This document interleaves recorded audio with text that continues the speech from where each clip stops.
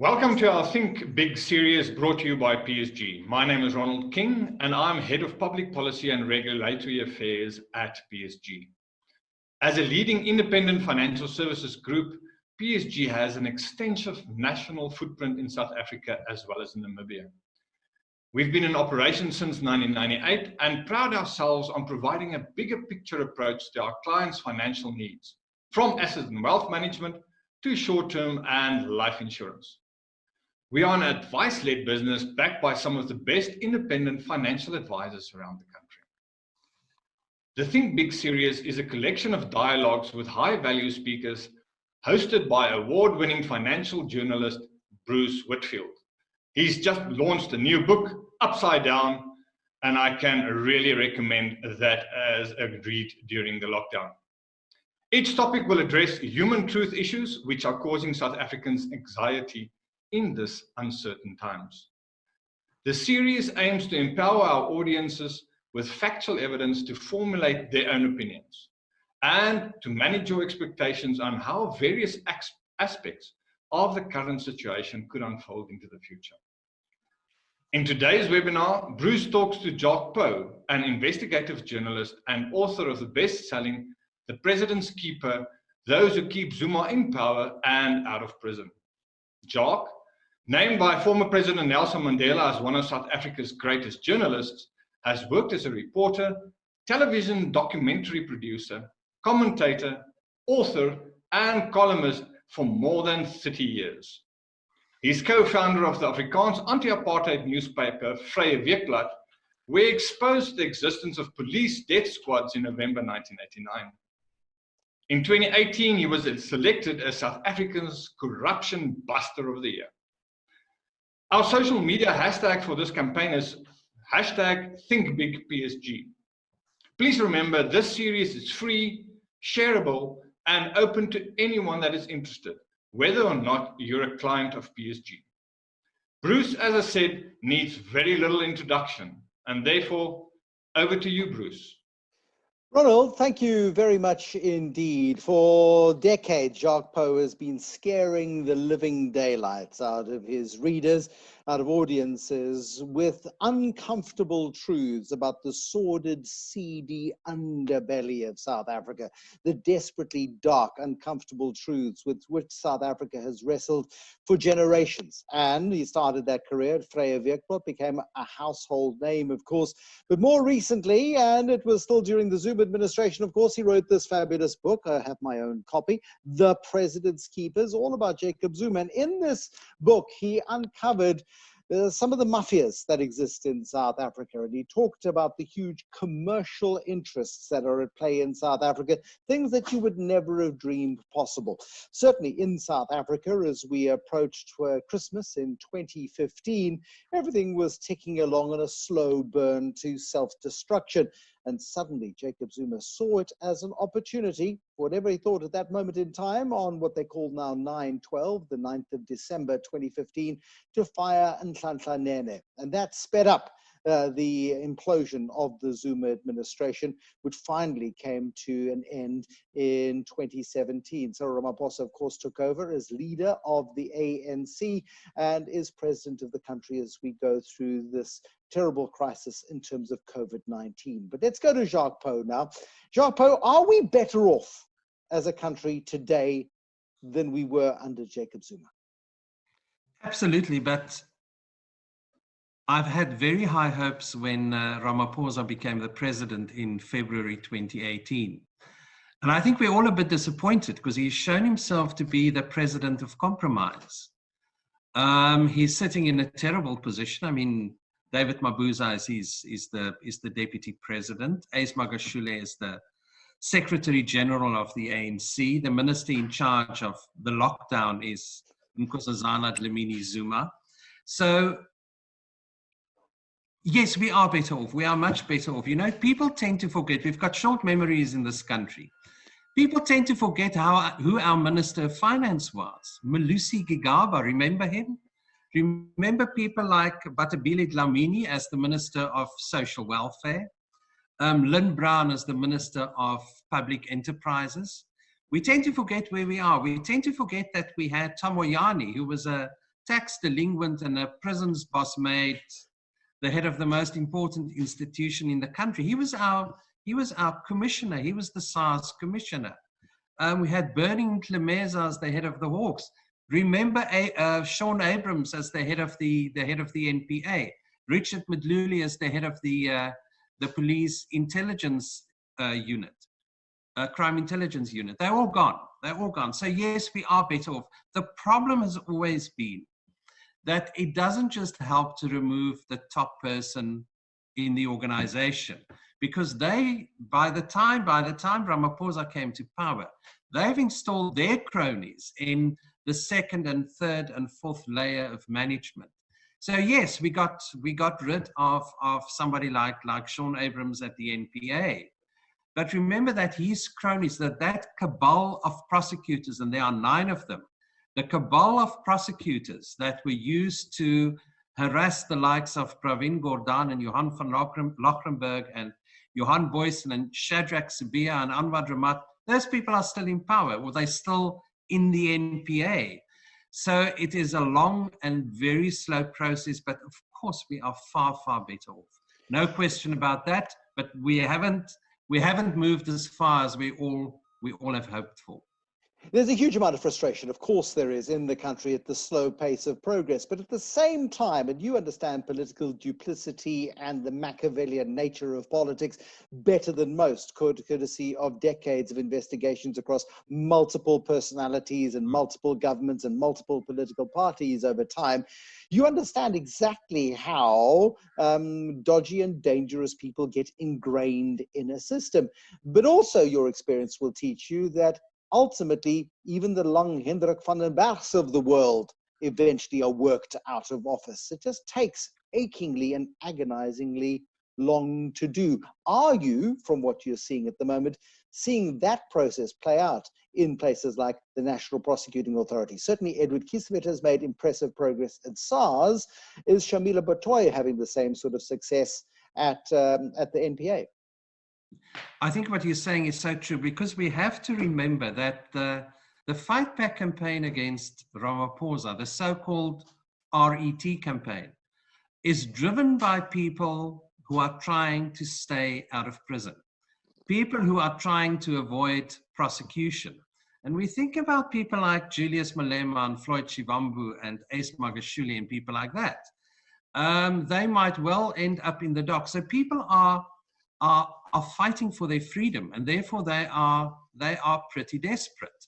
There's a reason why Pravin Gordhan has been targeted, because through him you target Cyril Ramaphosa. So these people are fighting to save their own skins. It's not just a matter anymore of getting rid of Ramaphosa because he's anti-corruption and he's a constitutionalist.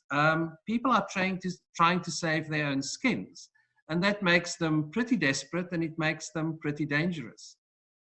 Are they as dangerous as perhaps they were a year ago, 12 months ago? Certainly, many of the loonies have gone very, very quiet. Now, as a parent of young children, I know that when the children go quiet, you have to go and see where they are, because they could be playing with lighter fluid and matches in the bedroom.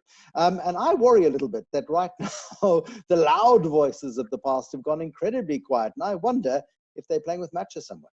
You're absolutely right. I think once again, I think the RET movement has underestimated the resilience of our courts. You know, in the same manner that Mogoeng and his justices saved us from Zuma's kleptocracy, the courts are doing it once again. I mean, if you think about the judgments against Khwebane, for example, setting her reports aside. I mean, we had an incident this week where the Gauteng High Court set aside the IGI's report of 2014 that dealt with the so-called SARS rogue unit. So I think they have underestimated the resilience of our courts. I just hope we haven't overestimated what the appointment of Shamila Batoy is going to do at the NPA. You know, she was appointed much more than a year ago. She was appointed, and we all thought that we're going to get prosecutions quite quickly. Because if you, for example, look at the cases at PRASA and Transnet, just to name two, and Eskom as well, the evidence is so clear. If you look at the case of Transnet, the so-called locomotives, you know, where we purchased, 526 locomotives, and we paid 36 billion rand, too much of it, and it went into the pockets of the Guptas. There's been 4 forensic investigations at Transnet, consisting of evidence of 26,000 pages. The evidence is clear, the evidence is there, and we all thought that by now we would have had, you know, several of the top executives in the dock. We haven't. It hasn't happened yet. I believe it is going to happen, but I don't believe it's going to be on the scale that we had hoped for. So yes, I mean, the courts is again our savior, but let's hope that Shamila Batoy and her team can build on the good work that has been done by the courts.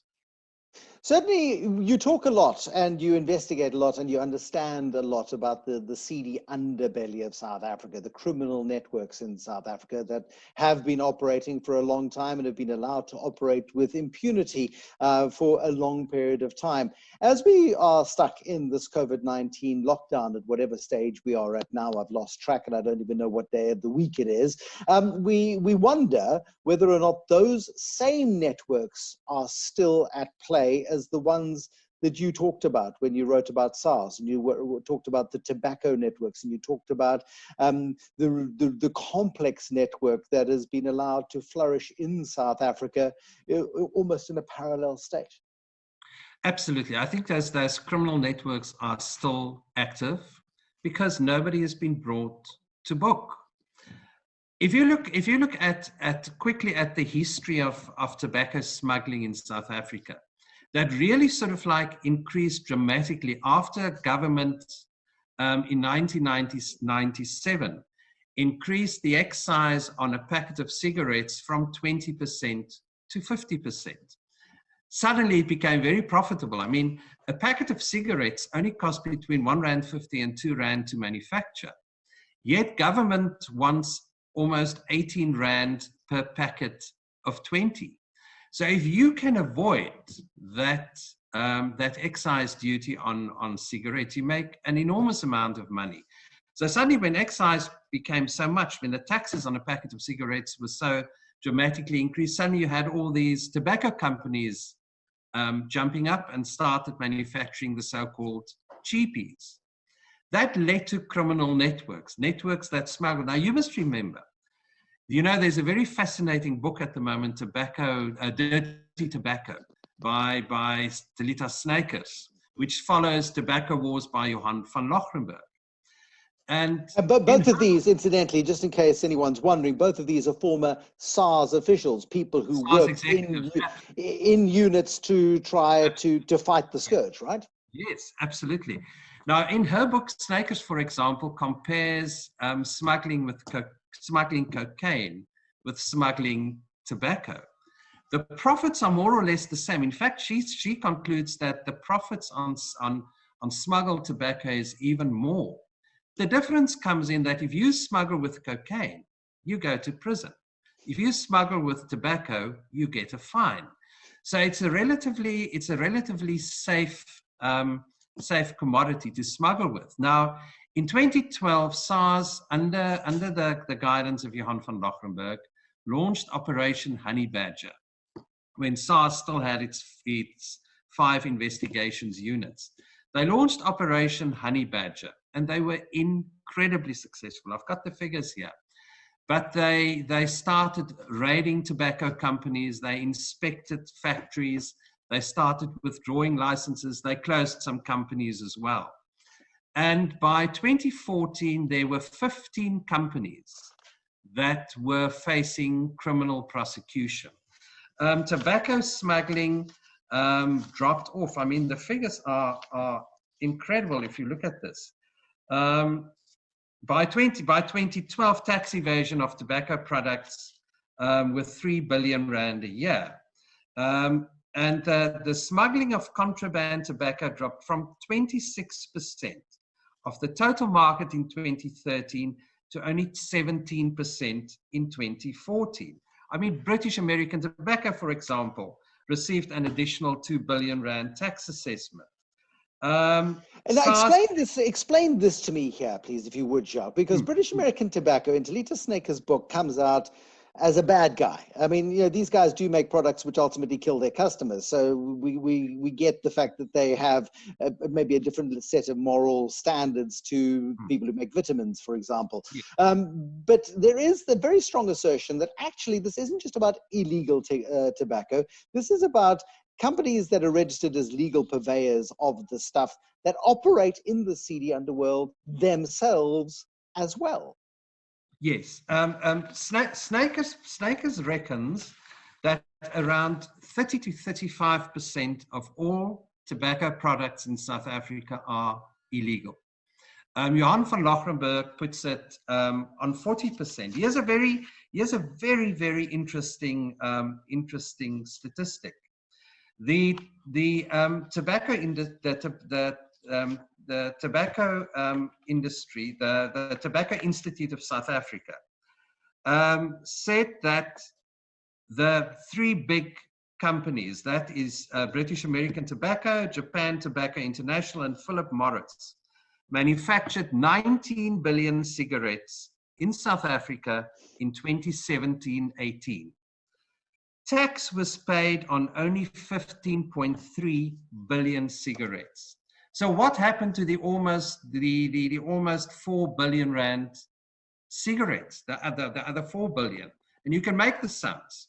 It is enough for 185 million packets of 20 cigarettes, and the tax on that would have been 4.6 billion rand. That's the big ones. We all know about the small ones. We all know about Carnelings and ATM and Gold Leaf and whatever, the guys who always get the blame for smuggling cigarettes. That's not so. You must have to look at the big ones as well. And remember that British American Tobacco has got a 74% share of the cigarette market in South Africa.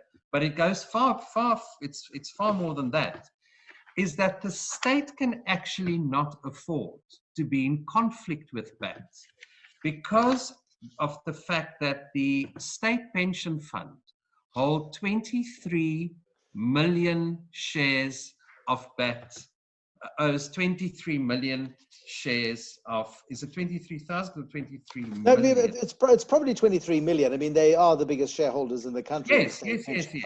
Very, no, not 23. They hold 42 million shares in BAT, and the value of that is 27 billion rand. And then you must also remember that the pension funds holds 23 million shares in Reinet. Now, Reinet, biggest investments are in BAT, and that adds another 6 billion rand to the pension cake. So if BAT for any reason falls, South Africa's state pensioners will lose way over 30 billion rand. So SARS cannot afford, the state cannot afford to be in conflict with BAT. BAT is too important. I mean, it's interesting, isn't it? Cigarette companies being too big to fail and too important to fail. And many people watching this particular conversation will themselves be investors in Reinet and British American Tobacco, and will have to be making some big decisions as to whether or not their personal interests are worth supporting the alleged corruption that exists within these organizations. When Snakers published her book, the BAT share price was 560 rand. This morning it was 650 rand. So, I mean, it is absolutely important. And I mean, if you look worldwide, I mean, the figures are astonishing. I mean, British American Tobacco is one of the three biggest companies in the world, three biggest tobacco companies in the world. They declared a revenue of 25 billion pounds in 2018, which is around 537 billion rand. It has a 15% share of the world market. Now, when you talk big tobacco, I mean, this is how big tobacco in the world is. It's the biggest tobacco company in the world is China National Tobacco, which is a state-owned company. In 2018, they sold tobacco worth 890 billion won. That's 2.1 trillion rand. I mean, you know, so the figures you talk about here is enormous. Now, South Africa is not unique in this. We find the same patterns everywhere else in the world. The big guys, always involved in controversy, they pay enormous fines, enormous fines. I mean, a few years ago, the European Union launched an investigation into the flooding of the European market with cigarettes outside of the European Union. And they filed lawsuits against these big tobacco companies. PMI had to pay, that's Philip Morris, had to pay $1.2 billion in compensation for the tax losses. JTI, 400 million euros. Imperial, 300 million euros. BAT, 200 million euros. I mean, it just goes on everywhere, and because tobacco is so profitable.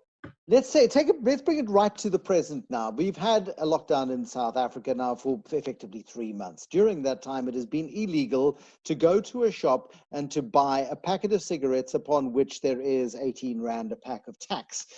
So many people have given up smoking, so maybe it's been good for them. But other people have gone out to go look for their fix elsewhere. And they've gone to parts of town they ordinarily wouldn't go to, or they've met a guy that they would never have previously talked to, and they've actually become criminals themselves. And suddenly we see this sort of criminal underworld coming into suburbia in a way that ordinarily would make middle classes very uncomfortable, but they've kind of felt almost justified in their behavior because they've seen the impact of the lockdown and the tobacco ban as being unjust on their civil liberties. And we're kind of perpetuating this problem, aren't we, into the future? We complain that the state is failing. We complain that Shamila Batoya is not doing her job, but we don't mind popping next door for a pack of smokes that fell off the back of a truck. Well, that's the power of addiction, isn't it? Or it's a South African thing. We're just our own worst blooming enemies, or not? You know, the University of Cape Town did a study, and they found that the vast majority, something like 90% of all smokers, still have access to tobacco products. Now, in the little village where I live in the Western Cape, it's very interesting, but some very, very peculiar brands are being smoked at the moment. I think about a friend of mine the other day showed me, I think it's a packet of Zawari or something. It comes from Malawi. God knows what is in that packet and what chemicals it's been treated with, which I think is one of the dangers. So people are smoking whatever they can. You must remember the fact that we have Zimbabwe on our doorstep has always been, and that's one of the reasons why tobacco is so profitable in this country, because we get it from next door. Is tobacco is simply now, what SARS has been doing since lockdown is to monitor the cigarette manufacturers. I mean, there are officials almost permanently at Carnelings and Gold Leaf and British American Tobacco and whatever. So it's very, very difficult for these people to manufacture. They recently could start manufacturing again only for export. Remember that BAT exports to 22 countries. They export their product. So the BAT machines are spooking out the cigarettes again, but it's been difficult for the independents to manufacture cigarettes. So the cigarettes are simply coming in across our borders. And you could have seen it with small-scale smugglers that have been stopped in roadblocks and cigarettes being confiscated. Johan van Lochrenberg, and I mean, this man really knows his tobacco. He reckons that criminal syndicates have sold 3 billion Rand of illegal cigarettes up to now. The fiscus loses around 450 million Rand a month. So the losses are enormous, but very, very few people have stopped smoking. In fact, they're smoking brands now that have not been certified. We don't know where it comes from. We don't know what it's been treated with. You know, it doesn't carry any health warnings or anything like that. The bigger issue here, though, Jacques, and that is, are criminal networks empowered through this lockdown crisis? Have they actually entrenched themselves even further within our society? in South Africa. They've had a disproportionate sway, even during good times, when times we can move freely. Have they entrenched their positions during this time? Well, I think they certainly haven't suffered any major damages. I mean, it's very, very interesting, and I think it's very telling how long it took FITA, a Fair Trade Independent Tobacco Association. They represent the smaller independent manufacturers. How long it's taken them to go to court, and how long it's taken that. I mean, after more than 2 months of lockdown, now only they've approached the courts. You know, somebody explained to me the other day that although the independents couldn't manufacture, they still had stock, and those stock were being sent into the markets. But they've now run out of stock as well, and it's difficult for them to manufacture. So they need now to stop this ban on cigarettes, because they need to start manufacturing cigarettes again. You know, there's also people will tell you that the smuggling routes that the tobacco smugglers use are the same routes that are being used for smuggling rhino horn, for maybe even smuggling things like weapons. So it's a full-on criminal enterprise. The advantage for the smugglers, though, is it doesn't carry the same penalties. It's very, very light penalties. And the fact that we haven't acted against these people. I mean, you know, since 2014, as I said, Honey Badger, Johan van Lochrenberg and SARS were ready to pounce on these smugglers. They've prepared the criminal cases and everything stopped, and they just carried on. And it's very, very interesting that Talita Snakers reckons, or she's calculated, that within a year, smuggling increased from 17% to 34%. It doubled within a year of Honey Badger being stopped. Now there's an effort again by SARS. You know, Kisvetter has formed the illicit economy unit. And they're trying to resuscitate these 5 investigations units that Tom Moyane have stopped, have abandoned. What was the incentive? I mean, Moyane was clearly sent in to do a job, and he did that job very effectively until he was removed, courtesy, of course, of the massive inquiry, the Nugent inquiry into SARS, and that has given SARS a chance to resuscitate and recover from his time there. But what was the motivation? I mean, what was the motivation for Moyane's time at SARS? It wasn't there to collect taxes. That much is clear. No, I mean, we have devastating evidence today to show that in the run-up to his appointment in October 2014, there was collusion between agents of the State Security Agency, the Special Operations Unit, and very prominent people in the tobacco industry, especially people investigating tobacco, that they joined forces to get rid of the top executive at SARS. Now, you must remember, by 2014, before Moyane's appointment, these 5 investigations units were investigating the president. They were investigating his son Edward, his nephew Kulabusi. They were they were investigating the Guptas. They were investigating other people that were other tax evaders that were close to the first family, like Tosh and Pandey. They were investigating Mark Liftman, who was a contributor to the ANC. Adriano Mazzotti, who's been a contributor not just to the EFF, but also the ANC. They were investigating somebody like Robert Wong, the big Chinese tax evader and money launderer, who imported T-shirts and caps for the ANC for the 2014 election. He got a R1 billion tax bill that's never been settled. So they were stepping on the wrong toes. And it's been happening over a period where the investigations units of SARS were being targeted, and they were being targeted by elements in the state itself. Now, we know today, after the high panel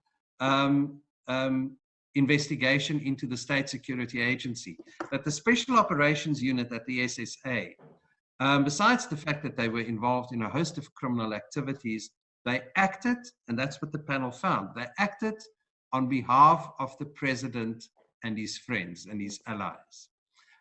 This was kind of like almost Jacob Zuma's personal intelligence unit. And they were involved in the dirty tricks against SARS. They had to stop these investigations. And then, of course, Moyane was brought in. The mythical SARS rogue unit started emerging in the Sunday Times, and that was used to disband the top executive of SARS.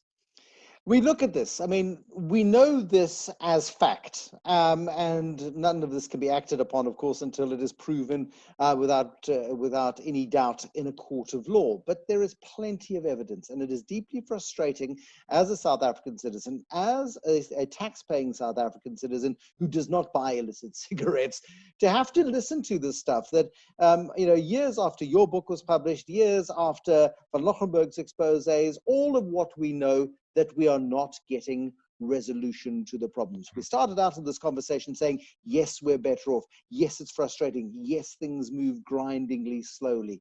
Give me a perspective as to how you anticipate this might play out over the next year, 2, 5, or 10, for goodness sake. I don't know how long. I have always said that unless Cyril Ramaphosa can bring justice to all South Africans, and he can restore the confidence in the NPA and in law enforcement in general, his presidency will fail because people will not stop.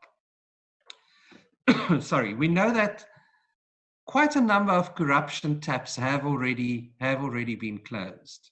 Corruption hasn't stopped. We still see it. We still see it today.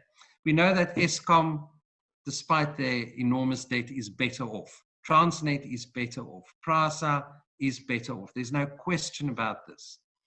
But unless we're going to have prosecutions, his presidency will fail. Not just Jacob Zuma. We need to have a decision about Ace Magashule, for example. We need decisions about the executives at Transnet and PRASA and Eskom. We need to know what's going to happen to the Guptas. I think we've almost waited too long. He needs to bring us justice. Now he's in a very difficult position. The NPA Act prevents him, and there's a very good reason for that, prevents him from interfering in the affairs of the NPA. We know that the NPA has been hollowed out to the extent that Shamila Batoy had to form a new directorate, the Directorate for State Prosecutions, in order to bring these people to book. We know what's happened to the Hawks. The Hawks has been hollowed out as well. People have left. Their top investigators have left. So it is a very, very difficult task. But we need justice. We need people to be in the dock. It will be like a vitamin boost for this country. We will all feel better.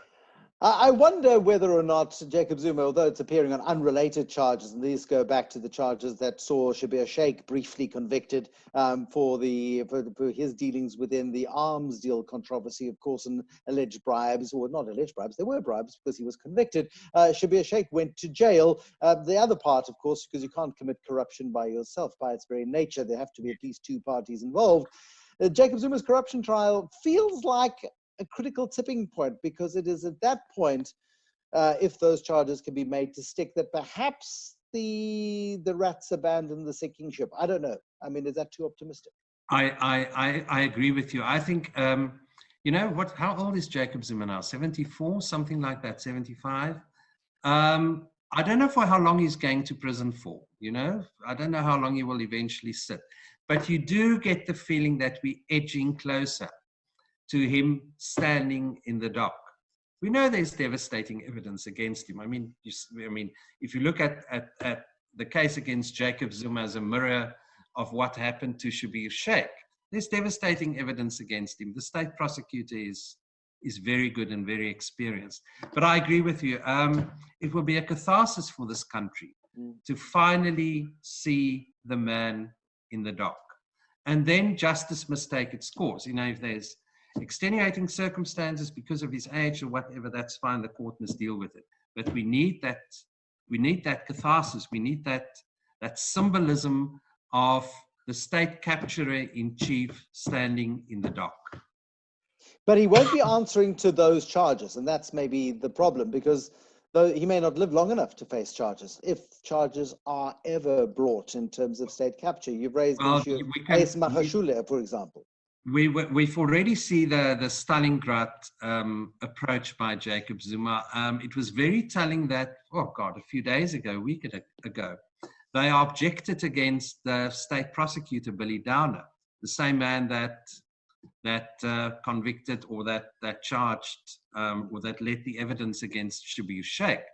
But they already wrote a letter to the judge president saying, but we have a problem with this man. We don't think he's objective. So we're going to have a launch to remove Billy Downer from the case.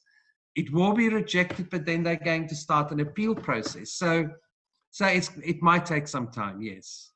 It's very slow, but it does take time. It is what South Africa has shown, I think, is that while the wheels of justice grind achingly slowly, and it is a painful process because we have so many glorious checks and balances which are built into the system to protect the innocent, that often the blindingly guilty are able to utilize that to their own ends. We don't want to be, I don't think, and I'd like your expert opinion on this before we wrap up, to be losing those protections within our constitutional framework, because they're there for a purpose and they've served us incredibly well during this time of the gangster state. You're absolutely right. You know, I think most South Africans feel that criminals or people who are facing criminal prosecution have far too many rights. I mean, they can appeal and then go to the Constitutional Court and then launch another application, and then they change their legal teams and whatever. Yet we need to build in those elements, because you must remember it also protected us against the regime of Jacob Zuma. When I launched my book and the State Security Agency wanted to ban it and charge me criminally, and Tom Moyane was going berserk, I was never scared because I had the Constitution behind me. You know, it wasn't like the old apartheid days where P.W. Botha could raise his finger and, you know, do whatever he wanted to. There's now checks and balances and there's protections for all of us.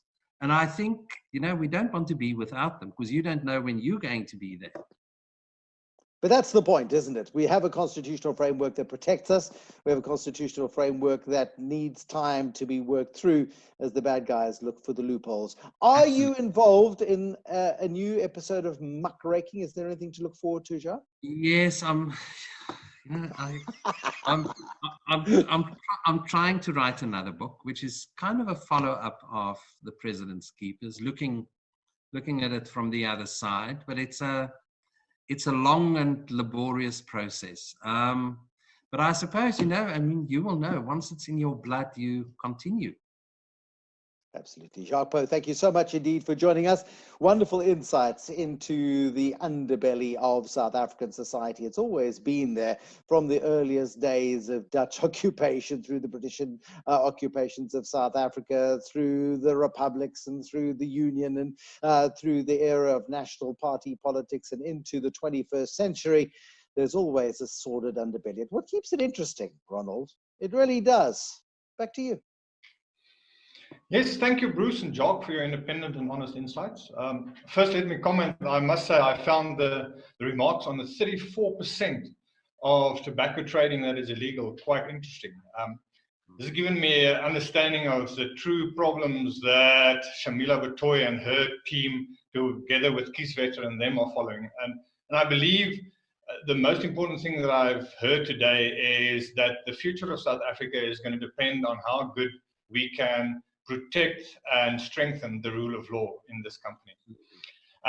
Also bear in mind that British American Tobacco, which is the listed tobacco company, is currently the 4th biggest company on the JSE, as we've heard, 33 billion of it owned by the government employee pension fund.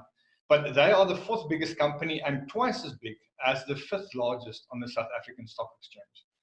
And that makes it, to me, so important why I love having my own financial planner, even at PSG, because it separates the noise in the system from the true value that can be extracted for shareholders within this market. We need to remember PSG has the best independent network of financial planners, both on the wealth and the insure side, a network that we've built up over many years. Through their expertise, our financial advisors add a layer of certainty to your decision making. They take the noise and your personal feelings out of your investment decisions. If you already have a PSG advisor, I encourage you to engage with them.